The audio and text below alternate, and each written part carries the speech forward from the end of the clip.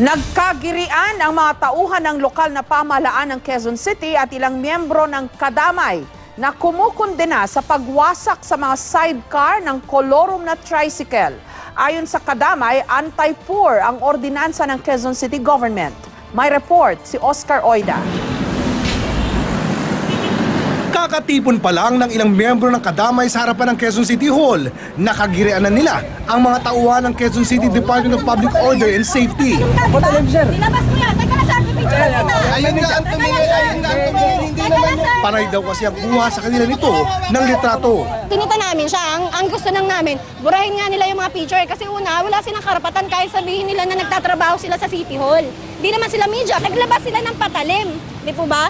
Hindi po tama yun sa public. Illegal position yan, tapos naka-uniform ka. Kung ang may problema ay yung dipos na sinasabi mo, paiimbestigahan ko yan. Ha? Sir, dapat... Ngayon, ganito. Basta kung ano yung gusto nyo, wala problema. Magprograma kayo rito. Sumugod ang mga Kadamay para kundinahin ang pinapatupad na Quezon City Tricycle Management Code of 2014. Sa ilalim nito, ilang kolorum na tricycle ang tinarget. Ang mga sidecar nito, winasak. Ayon sa Kadamay, anti-poor ang ordinansa. Ito yung mga tao nagsisikap din naman. Kung sabihin nagsisikap na mga mahihirap, bakit hindi sila bigyan ng pagkakataon? Sana raw ay tinutulungan na lang ng LGU na mairehistro ang mga kolorum.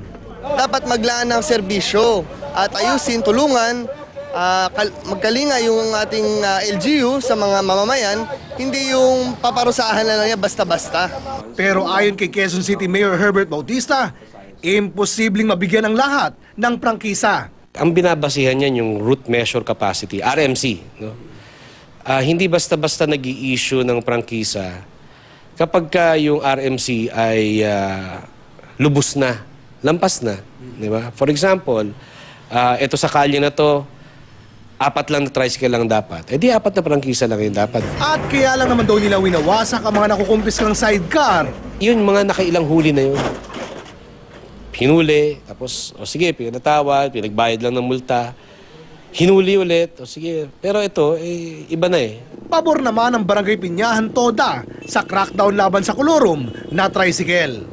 Oscar Oida, GMA News.